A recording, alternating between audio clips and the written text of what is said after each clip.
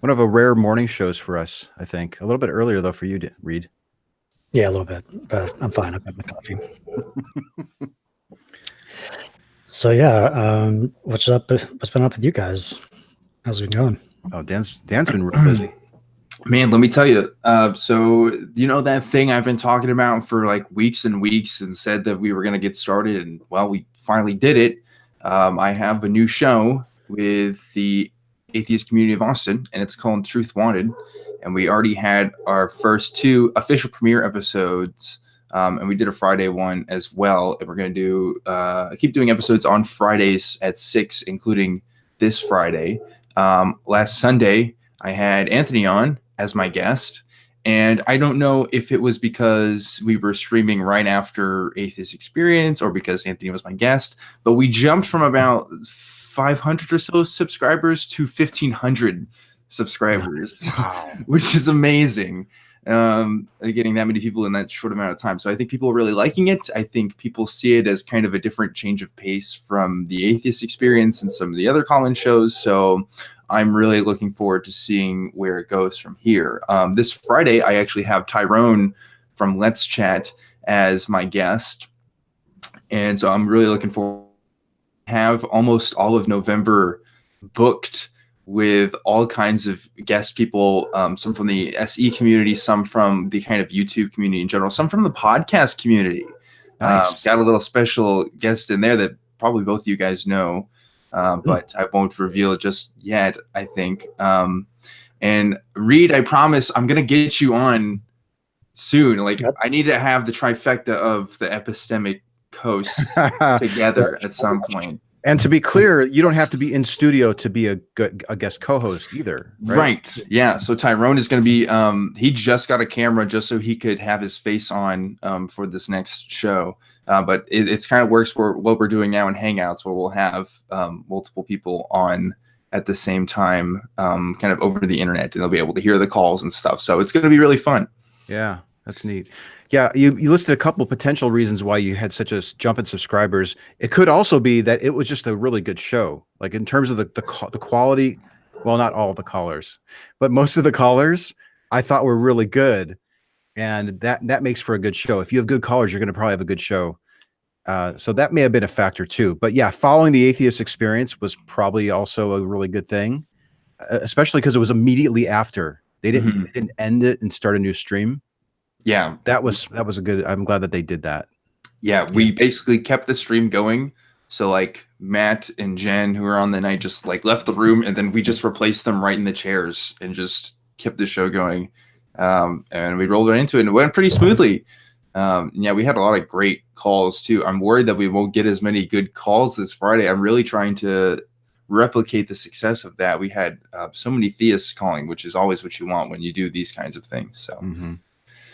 Or just people making claims. People with beliefs in general. That's true. Because I need to emphasize this, because if you haven't seen my show yet, it's not exactly like AXP. I'm not defending atheism necessarily. I am trying to evaluate all kinds of beliefs. So it doesn't have to be religious beliefs at all. We actually had a conversation on Sunday about UFOs, which is really cool. But just kind of the belief spectrum in general, whatever that looks like, we're willing to tackle. So are there any topics that you won't cover? Have you guys gotten into that yet? So there's nothing that's come on the show that we haven't been able to tackle yet. I will say this, it gets a lot trickier when you're talking about political stuff. So I don't know what that looks like. I would, the whole point is just to evaluate people's beliefs and not necessarily spout my own, although that happens.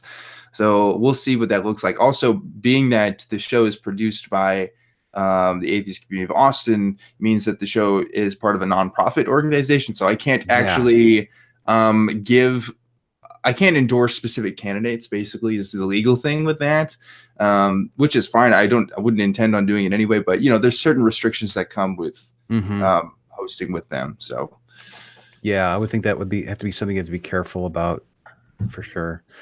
Okay, cool. Well, one of the reasons why we wanted to do this show of Epistemic was to talk about the projects that we're involved in, particularly Truth Wanted, because I know that's going to take a lot of your time, and maybe even discuss the future of Epistemic But maybe before we get to that, Reid, what have you been up to? And then maybe I can tell a little bit about what I've been up to, and then we can shift gears and talk about what we want to do with this show going forward. Just personally, I've been searching for an apartment here in LA. I'm moving soon. I finally closed yesterday, so I have a brand new apartment here in Hollywood. So can't wait for that. So now I just need to put in my 30 days here at my place right here, and move over. It's really cool. It's literally across the street. So. Oh, okay. I was wondering if cool. it was closer to where you do your SE talks or something like that. Yeah, and in terms of SE, I've been going out once a week, and I've been trying some political stuff. I have like 10 of my little yellow Post-it notes with some just kind of half very contentious liberal talking points or beliefs, and half contentious conservative ones. And I let people have those as options, and I've had some very interesting conversations with that. Cool. Yeah, I can't tell you how many times people have asked me to please do political topics when you're doing SE. Somebody even messaged me and said, like, if you just change the way that you're introducing the topics to people, that is there a little bit of a lag? It seems like I'm lagging. No? Seems fine to me. Sorry, it just looked that way. So they were saying, like, as you're offering the subjects to people, save the political one last, and then there might be a greater opportunity for them to pick that. I don't know if that really, I'm not sure if that really would work or not, but I think that there are some ways that I can roll out the subjects and even say, lately I've really been trying to get some examples of political topics. So if you wanted to pick something like that, that would be great, but we can talk about anything. Maybe just framing it that way might get more people to pick that kind of topic. I went out, I did some SE about 3 weeks ago for about 2 or 3 days in a row, and I got some good footage. I've been editing one talk. It's 30 minutes long, but she requested a blur on a logo that's on her cap. And because I have 2 camera views and it's a long talk, and the software that I use it's very tedious on how to get it to track and stuff. I have to do it manually. Plus I have a back injury, so I can't sit for very long without being in a lot of pain. So it's really taken a lot longer to release that, but I'm hoping to release that one tomorrow. Finally, that's a pretty decent talk. And then we did a joint interview together, Reid, with a podcast called Infants on Thrones. And I believe there are former Mormons, now atheists, and they're doing a multi-part series on the book, A Manual for Creating Atheists, and going through that. And then I'd say half a dozen people emailed me or messaged me to say, are you aware that they're talking about this book? And it seems like they're mistaken on a few things. And they were gracious enough to invite Reid and I on their show to be interviewed. Do you remember? It was a couple of weeks ago. Do you remember much about that? Yeah, it's been a while now. Yeah, at least 2 weeks, and it was a good show, good talk. I'm interested to see how it turns out because he does a lot of post editing, kind of like radio lab that's in some audio and stuff, sound effects. It's a well produced show. I just wonder, why are they doing it on the book 5 years after it's been released now? And there's just so much more content about SE, especially with the guide and the website. They can do that. That's fine. But we talked about that on the show. Yeah. That's a good point. Like, I think I listened to 2 or 3 of their series before we came on, and I was playing it like twice the speed, but I was just like shaking my head, like, no, that's not what we're doing. No, yes, the book says that, but we've come to this point now. So we had a chance to go on and clear up some misconceptions. And there was one guy, I don't know if they're going to edit it out or not, but there was one dude who was a little, what's the word? Unhappy with the tone of the book. And I don't think and they were listening to the audiobook with Peter's voice. Yeah. Super passionate. So they're kind of reacting to Peter more than the book, I think. Yeah, and I think maybe I might be mistaken, but I think the critic, the most vocal critic of the book, hadn't watched any videos yet. Yeah. But I've got some good news. I kept in touch with the main guy on that podcast, and he's inviting me back on because in the interim, they actually did like a breakdown of an SE video from Street Knowledge, where he was sitting down with some Mormons, because this is an ex-Mormon show. And they invited me on to do a breakdown of the conversation that I had with 2 Mormon a Mormon couple, this lovely couple that we talked about. So I think I'm going on Sunday for that. Our episode, Reid, it's called Infants on Thrones is the podcast. And I think our episode will be released tomorrow on Friday.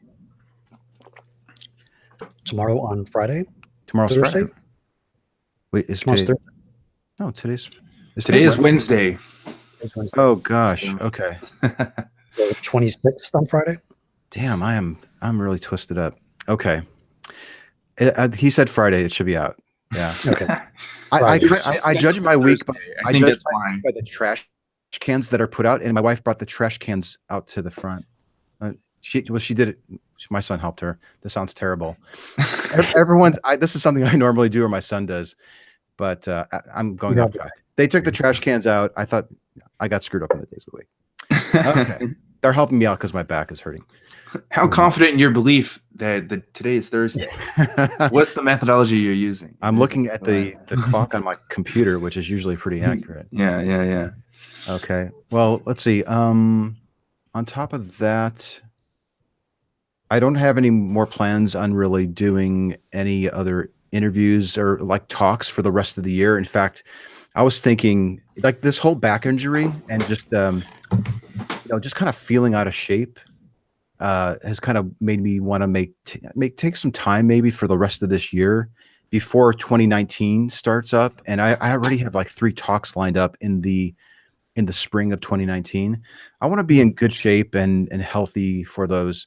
So I was thinking about cutting back some of the activities that I'm involved in a little bit, which is kind of why I wanted to talk with you guys to see what we want to do with the show. Dan's busy now with his show.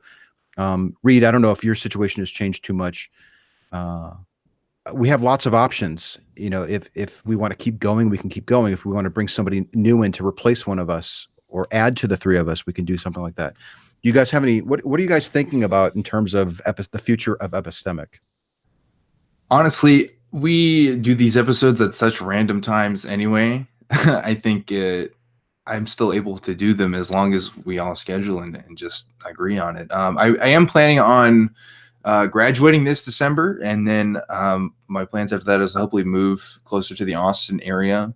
And that's going to give me more time just in general because I won't be in school, but I'll be working a different job than I probably am right now. So my schedule will be changing this next year. So we'll have to see when that happens. But right now I still can make time for the show. It's not as I'm just a little slightly busier now doing the Truth Wanted stuff and trying to schedule guests and meeting with people on how to improve the show, stuff like that. So, okay.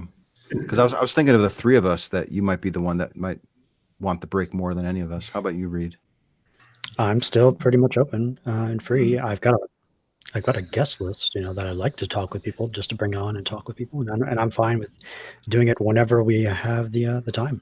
Yeah, I mean, I think if we move it to like once every 3 weeks, something like that, and kind of a random, like Dan mentioned, it's not like we're doing it at the exact same time. Most people who listen to this listen to it afterwards, either on the YouTube channel or as a podcast. They're not watching it live anyways. So yeah, okay. So if you guys are still interested in keeping that going on, do you have any thoughts about bringing somebody else on, like a 4th person? Oh man, the people that I would think would be best are already doing their own show with the League of SE. Yeah. And I would hate to. We can't steal those guys. They got their own thing going on.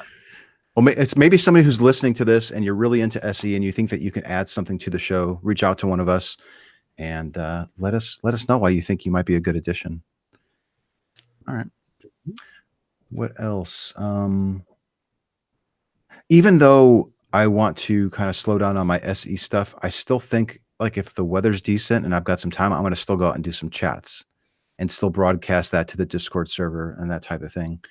But I might slow down my involvement in the Facebook groups, more the social media stuff. That's kind of what I'm thinking about doing.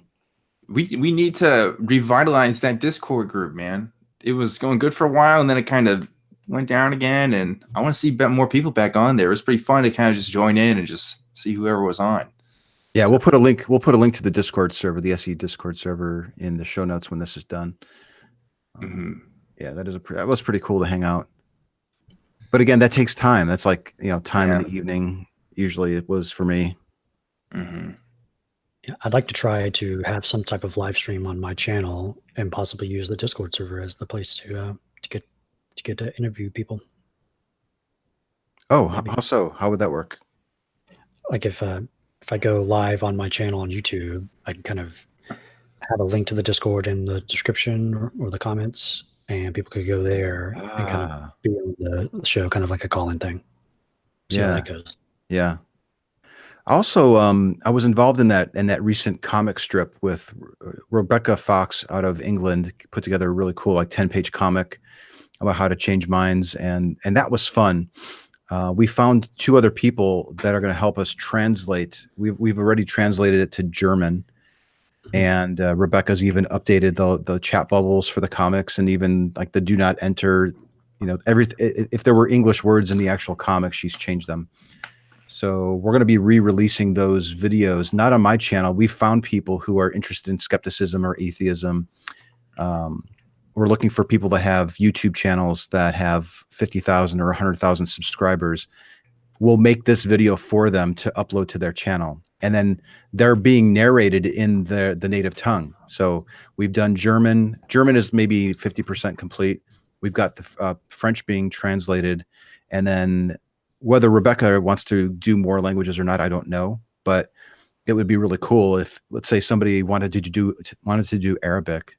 And if we can find somebody with a substantial YouTube channel, we would probably take the time to revamp that video and re-release it.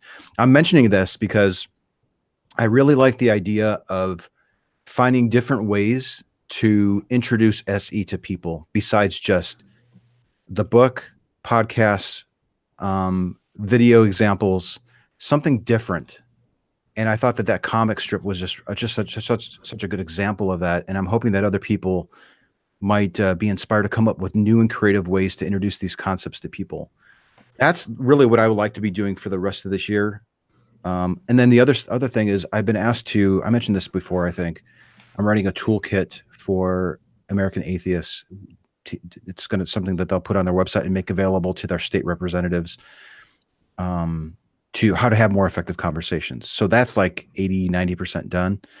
So I want to kind of spend the year kind of doing those little projects and then hit it really hard again in 2019. But I think I can make time for Epistemic. If you guys still want to keep it going, and we don't kill ourselves doing it every week or something, we move it like to every 3 weeks. I think I can probably swing that. For sure. Yeah. Yeah.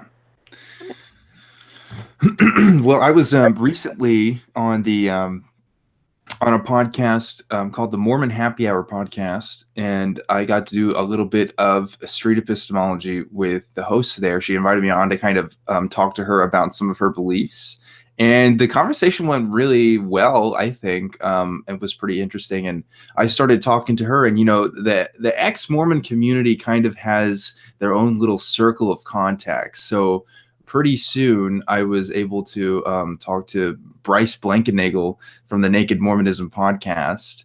And he has invited me to come on his live stream YouTube thing he does for his channel on November 2nd. That's a Tuesday, I believe. And so I'm going to be doing that as well and talking more about SE.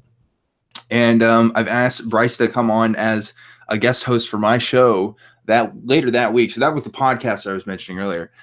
So that's really cool to kind of start having SE in sort of those circles, because a lot of them didn't really know, or they're really interested in it, but they just didn't have people representing their kind of community to kind of talk about that. Also recently, this was interesting, Anthony, I don't know if you got to meet him, but Ethan Dodge was there last Sunday at the Atheist Community of Austin. He is one of the co-directors of the Faith Leaks and Mormon Leaks, which is their two foundations for kind of helping get information out from the inside of like the Mormon Temple and some other religious organizations like the Jehovah's Witnesses stuff. And I'm going to go have lunch with him on Friday as well. But I think they're also kind of interested in how SE can be used in some of their communities as well. So I'm bringing the good word of SE to the Exmos, man. They love it. It's great. Yeah, I'm trying to remember. I don't know what he looked like. Tall white guy with black glasses, wearing a t-shirt. Don't know if you remember. Okay, I guess that's a lot of people, but yeah. I think it's interesting that these X name your religion groups, when because their SE is coming on their radar, and what do they tend to do? They tend to look for examples where we were using SE with their religion. Yeah, and that's why it's important. I think it seems to have a good depth of examples, because I think I might have one on my channel. There's one on Raul's channel. I think Deep Discussions might have a talk with Mormons also. It kind of makes me think, like, okay, what other other X groups are out there, and do we have sufficient content for them so that when it crosses their radar and they want to show examples, do we have good examples for them? I'm still waiting on that Scientologist from here in Hollywood. It'll happen someday. Ooh, maybe. Do you have to blur his face, or what do you have to do? I'm just waiting to talk with someone who's from Scientology, and that's in it, actually. It's tough. From what I understand, they don't do a lot of interviews. Yeah, they have the Scientology Center down in Austin. I've seen it before. That'd be cool if we got that one day. But I've always wanted to spend more time getting SE in front of the Muslim community, the ex-Muslims and Muslims. And I'm seriously thinking about just like specifically going to an area of town, even if I have to drive to a different town, I don't know, and meet with some Muslims and just get some really good SE examples with them. I think that might be helpful. Yeah. Possibly aesthetic Jews, like with the the whole get up. Yeah. There's a Jewish community here in our town too. I think that could probably be good. All right. Yeah, not just for the X communities, like to try to like deconvert other people to get them where they're at, but just so that they can have the tools to have conversations about these beliefs in the first place. Because I think people might get confused when they hear us saying like, oh, we need to bring it to these X communities so like we could help make more like X people. And that's not necessarily the case. I think it's important to point that out, that these are just, it might be better ways to explain why you don't believe in something, by using SE and kind of demonstrating your thought process, or, conversations like that don't always happen between people with different faith backgrounds. Yeah, no, I was actually toying with the idea of creating, 8 to 10 videos where I'm speaking to either Muslims or maybe a prominently Muslim group of people, batch of 10 conversations, but having them translated into Arabic with maybe Arabic captions, or actually having people just replace the words, and then getting those videos in populations where they're all Muslim, whether they're ex-Muslim or they're currently Muslim. I think there's a value, like you were saying, there's a value for them to watch those encounters, whether they believe or not. Yeah, for sure. Okay. Yeah. What else is going on? I've had a small one person documentary crew from a local film school here in LA, kind of doing a short documentary on kind of like / Sunday Assembly / me and SE, what I do. It's been pretty interesting. Oh, that's neat. Yeah, he interviewed me last week. I chatted about SE and Sunday Assembly, and it should be done in a few months. It's interesting. Now that you mentioned it, I thought, did I see a camera crew in the background of one of your videos? Yeah, I think that was him. Okay. Yeah. Neat. Interesting. Yeah, I think we need to keep doing what we're doing and start broadening it out and reaching larger communities, and maybe even different languages and that type of stuff, and keep the ball rolling with SE. More and more people are noticing it. They're understanding what the acronym SE means, and they understand it's a different tool.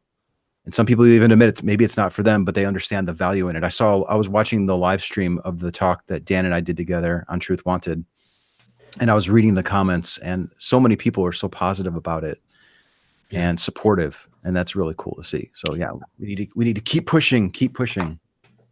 Yeah, I don't know if Matt Dillahunty was in a mood that day, but there was a vast contrast between Atheist Experience and your show. Yes, there was. It was quite palpable. And I was just kind of like, gosh, because I was there in the studio, I was watching Matt. I was like, gosh, the more that Matt talks, the more different it's going to look like when I get on and Anthony gets on.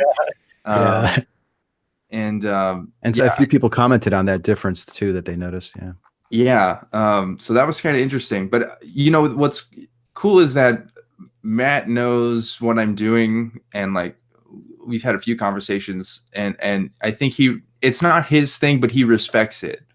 I think he's glad. I think he did tell us afterwards that he kind of did like what he saw of what we were doing and stuff. So I think he's open to us. I mean, it's kind of interesting because like I'm so young. I'm like the youngest host there, right? And I'm trying this new show and I'm trying this new thing, and I'm breaking the mold of a culture that's developed there at the atheist community of Austin already, that so far everyone has been super welcoming of, but it's still kind of intimidating for myself because it's like, what does this kid think he's doing, trying to do things differently that this show that's been going on for like 20 years hasn't already been able to do or figure out or whatever. But I think a big difference is, AXP is a show of personalities, and the same thing with Truth Wanted. And I think that the kind of people that I'm trying to get in on Truth Wanted and is going to be outside of the main circle that typically comes around, AXP. So it's just the culture is different and the approach is different. And I think it's a welcome difference. It's not a competition. I don't see it that way. I just see it as just another way of talking to people. So. And I think Matt would say that he does use a different approach if he was having a conversation, like a one-on-one with somebody. He's been very clear on that many times, that he can change it up if he needs to. But what was really cool is he stuck around when him and Jen left the studio. He did, yeah. And we walked in. He did a little dance in front of the glass to make us laugh as our show was starting, and then he stuck around and listened or watched most of the show. He did, and although I will say at one point he came in the studio right after one of our I wasn't sure if you were going to mention this or not. Go. Yeah, I'm just going to mention it because it was weird, and people probably wondering what that was about. He came in and it's just he had a correction for me basically about something I said. I thought this guy was talking about numerology stuff. He was actually making a reference to a Bible dictionary, and he just like came into the studio, handed me his phone, showed me what he wrote on there, and I was like, oh, okay. And then I kind of just talked about it a bit and moved on to a different color. Yeah, I just kind of moved on. And it was just it was just kind of weird. It was just like I didn't know what he was doing. Like he came in the middle of the recording and stuff. But yeah, I wonder how often they do that. And I wonder if there's a better way of letting us know. Well, I think you could have messaged me or texted me. But I didn't have my phone with me. But maybe some protocol like, hey, this is good information to pass along to the host. Grab this headset and you can speak in their ear, because we can hear the crew. Yeah, if they want to talk to us, like that would have probably been a smoother way of letting us know. Specifically, like you have that earpiece. Yes, so we do. Yeah, we hear the crew every once in a while, like, hey, you guys got to wrap this up, blah, blah, blah. We have the technology to where there's a messaging system, the same screen that we see to look at the calls that are coming in. We also have like a little text chat, and the chat is between us there in the studio and the people who are in the back. Oh, I didn't know you had that. Yeah, they don't utilize it as often as they probably could, but yeah, that was there. But I don't know. I think he just really wanted to get it out there. Well, what's really funny is that when our show was ended, we were like, well, you were helping me out of my chair because I could barely walk. Yeah. And then Matt came in the room and shut the door behind him. Like, yeah. What shit's going on here? Because he wanted to be really clear. Like, I think you guys completely misunderstood what that guy was saying. Yeah. But it was a good opportunity, because I suggested to Matt, like, this might make for a good topic on your atheist debate show, but also, Dan, this is a great example that you can share with your viewers maybe the next time, that perhaps we didn't spend enough time understanding exactly what that guy was saying. and we just went on our own thing, and then there was this big disconnect the whole time. Yeah, I think that conversation was interesting because we had already talked to him for a long time, and it didn't feel like it was getting anywhere, and it was already like 10 minutes into the call, and it was just for reference, this was the first caller of yeah. And so I think I wanted to kind of move on to get to a better call, and he literally said that last thing like right at the end, like right when I was already getting ready to, drop the call and let it go. So I personally don't feel, I mean, there could have been some things we could have done better, but I don't know. I don't know if the guy was willing to listen to us anyway. But it was just a weird call in general. He seemed kind of rambly. Yeah. He seemed kind of what? Rambly. Yeah, a little bit. I didn't get the point of a lot of what he was trying to say, but I think a lot of people don't understand the difference between what we were trying to do with AXP versus with Truth Wanted as well. And I think we finally established that after today's episode. So, I mean, Sunday's episode. And we had that wonderful caller, the woman who I think her son put her up to calling in. And it gave you an opportunity to explain that this isn't an atheist show. Yes, it's hosted by the atheist community of Austin, but I want to try to do this, and that. Yeah, that's what surprises people. And and it's something I've said every time. It's like, yeah, I don't consider it an atheist show per se. Because I've actually had a theist guest host before. It was Ocean, and he was a pagan, and there was an interesting show. I'm not sure if I want to try to do that again because of how different it was, but like I'm open to having other people try to at least use the method or talk to people about beliefs in the same way that I'm trying to do in some way, and then they don't have to believe the same things that I do either. So yeah, it could be pretty cool if you had a Muslim co-host and then a Christian calls in. I'm open to doing it. I think you have to find the right people, though. You don't want to get anyone on there that's just going to preach. You've done your due diligence to make sure that they're there to really, the callers are the most important thing. Mm-hmm. Like I want to be able to show off the difference between how a Christian might approach something and how someone like me might approach something. And that way you can like compare and contrast those methodologies essentially and have audiences decide what they like about each one, what the mindset looks like for each person. And well, you're in a good position, man. You got this great new show. You got a good start with followers. So just keep it up, keep innovating and working hard to, I would just recommend put a lot of work in the meantime to get callers lined up to call in. Yeah. Rather than just hope people call in and do a quick social media blast an hour before. That would be my suggestion. Yes. The callers can make or break your show, I think. Yeah. So if you're listening and you know somebody who would be a great candidate for my show, please tell them to call in. And message me about it. I have a new email address with the ACA now. It's truth@atheist-community.org. And you can email me anything you want to talk about there. And yeah, definitely send them my way because we had so many good calls on Sunday and I really want to try to replicate that. So if you have a Christian friend, we had a kid who, Anthony mentioned this, but a kid who asked their mom to call the show. And that was really cool. And I'd like to see more of those kinds of things because a lot of the people who are watching it are already, atheists kind of agree, but we agree. And so if you know somebody that's like that and wants to call in, I think that's a great way to do it. Just be like, hey, come try this show real quick, see what this is like. And, although I have to say, as I was driving back the next day, I was thinking a lot about that and thinking that we can't assume that the atheist, for example, I know it's not an atheist show, but the person who prompts the other person to call, we can't assume that they fully explained what they're getting into. So I think it might not be a bad idea to just make sure they understand that they're calling the show that's going to question what they think is true, might even cause them to doubt, that type of stuff. Because when you just, I think I even mentioned oh, this is an atheist show. And she starts laughing okay, my son kind of put me up to this type of thing. Yeah. So there was a big contrast between when she figured out it was an atheist show versus just a show that was just talking about beliefs. As soon as we said the word atheist, her attitude slightly changed to that. And that's why I'm trying to avoid the like atheist label, because like I said, I'm not trying to necessarily defend atheism. It's not, there's other shows for that. I'm trying to just get people to a neutral space where they can talk about something that they may not normally be comfortable talking about.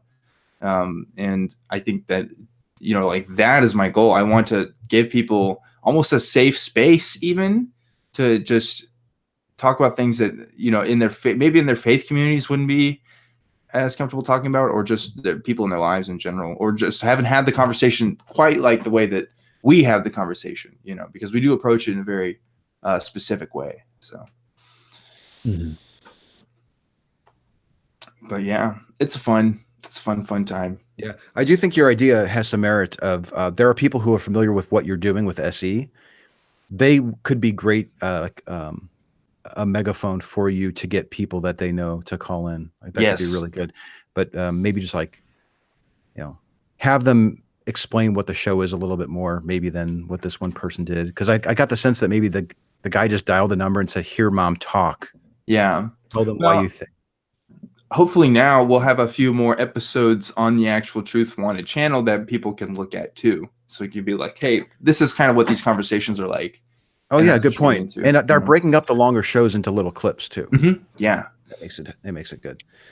Does the ACA have any capability to, like, if a bunch of SC people wanted to go out whenever your show is live, and like try and get people to call in, like on video? Yes. Okay. So let me talk about this, because this is an idea that we have talked about for a bit. It's something that we could possibly do in the future.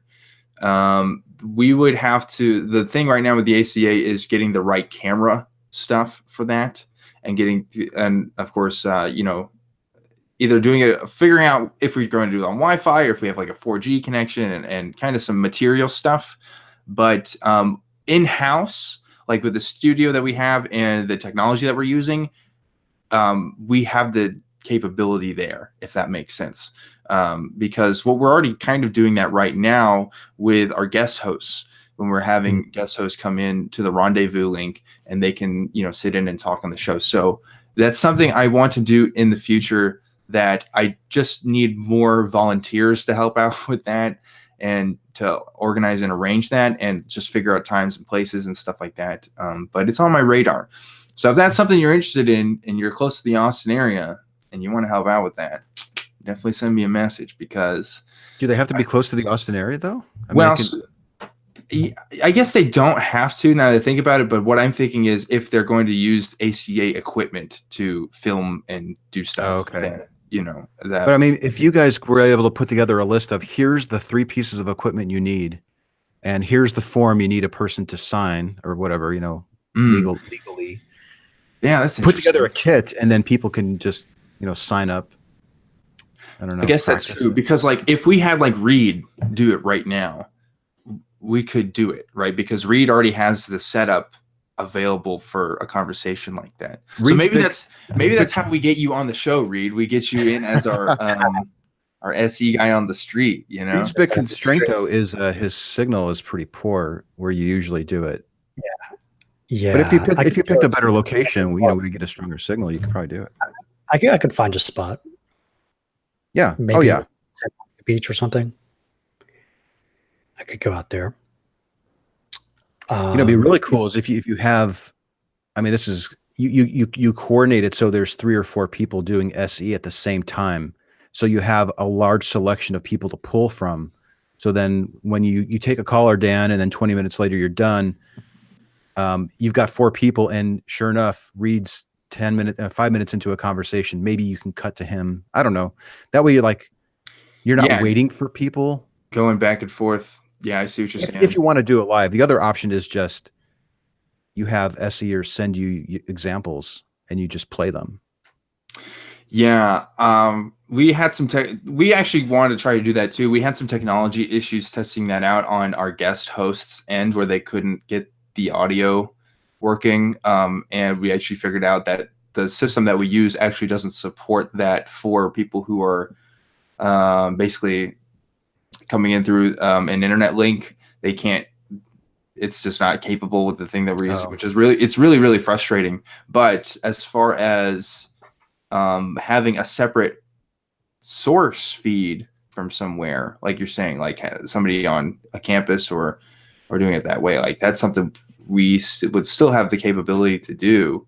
And like I said, I'm interested in it, man, because I mean, we got like UT Austin, we got all kinds of places just around Austin, I should say, that will be great. And I'd love to have like posters out, just pointing signs saying, hey, come here, and then have a line of people and stuff. I mean, I could see it all. Another thing too is that our show is at 6:00 right now, and that's on Friday nights, and that's kind of, I don't know, it might get dark and stuff. We'd have to consider stuff like that, unless we did it in a different time zone. But another way to make it just really easy is just to say, listen, we're looking for 10-minute clips. We want a 10-minute fresh conversation, no actors, where you go to your campus, maybe you ask the SSA or something, go out with your cell phone, ask them for permission, let them know that it might possibly be broadcast on this show, and then they record it and then they send it in, and then you guys can cue it up and make it look nice and put a logo on it, and then you cut to it. It's this recorded thing, but it's a unique, fresh conversation.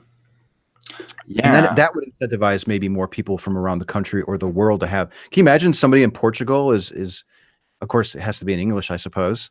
That might be another requirement. Yeah. But yeah, you get fresh content sent into you, and then you can choose which ones you want to show, and then those folks can get some exposure. It'd be most interesting if that, whatever that conversation is, has to do with something that happened that week or something very, very current. Ooh, topical stuff. Yeah, that's true. Yeah, you can say that it's going to be January is going to be all about karma. Let's talk about karma the whole month or something. I don't know.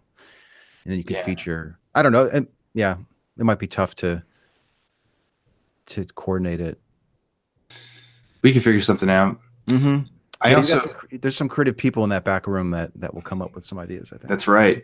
We're also the first show the Sunday stream we did, Anthony, we also put it up on Twitch. I convinced them to create a Twitch channel for it and stuff, and showed them how we could do it through Restream. Yeah, so we're also available on there, and we got our iTunes link approved this week too. Yes. So we're on iTunes, and we have a Spreaker link also for audio download stuff. So I'm trying to get this on all the different platforms. So regarding the Twitch, just your show go out on Twitch, or right now mine's the only one that has a Twitch stream. Yeah, but for the show that you and I did they include the first part of it where Matt and Jen were on too? Okay, so actually, well, I had to think about that because maybe they didn't do it for. I haven't checked the Twitch thing. We set it up for last Friday. So last Friday we had a Twitch stream. Okay. And I didn't check whether we did it for Sunday, because you're right, we did it on the Atheist Experience channel. Yeah. So there might not actually be a Twitch link for that show specifically, but the future shows will have Twitch streams on there and stuff. So can you rebroadcast on Twitch a recorded show, like the show that you and I did that's now on your channel? Can you just pump that out to Twitch, or does it have to be a live thing? I think you can. I think you'd have to do a live thing of a recorded thing, though. Because I think that's. I'm still trying to learn all the ins and outs of Twitch. I haven't been super familiar with it, but I think that's a great idea, dude. Yeah, you'll reach a lot of people who they're not on Facebook. They have an Instagram and they play video games and they're on Twitch. All right, that's it. Yeah, trying to get different people. So sorry this became the Truth Wanted episode of the Epistemic podcast. I didn't mean to talk about my stuff for so long, but no, I didn't feel that way at all. I thought that was good. I think it's important for people to know who watch this show or listen to it, that they know what we're doing, what we're up to, and they can weigh in with some suggestions maybe for your show or any of the work that we're doing. Yeah, for sure. And if you're a content creator as well and you want to be on the show, whether it's SE stuff or just skeptic stuff in general, again, I have that email address, truth@atheist-community.org, and we'll get you on. Like I said, we're pretty much booked for all November, which is great. And I'm looking forward to having more different kinds of guests on in the future. It's going to be really, really cool. Yeah. Yeah, that's great. I'm glad that you're doing it. We'll try to support you as much as we can. I guess I'll give my contact information then. You can reach me on Twitter at Magnabosco, and I have a YouTube channel. You can find a link to my top 10 favorite chats on my Twitter bio, which is at Magnabosco. And generally, if I'm doing anything related to SE, I try to tweet that from my Twitter account. That's probably the best way to keep up with my antics. Mm-hmm. And I'm Reid Nicewonder. I have my channel Cordial Curiosity on YouTube. You can find me on Facebook, Instagram, Twitter at Cordial Curious. Were there any questions from the audience? There were a few people watching, but we didn't specifically ask for questions. Someone asked if Dan wants to talk about transhumanism on a show again. I'm open to it.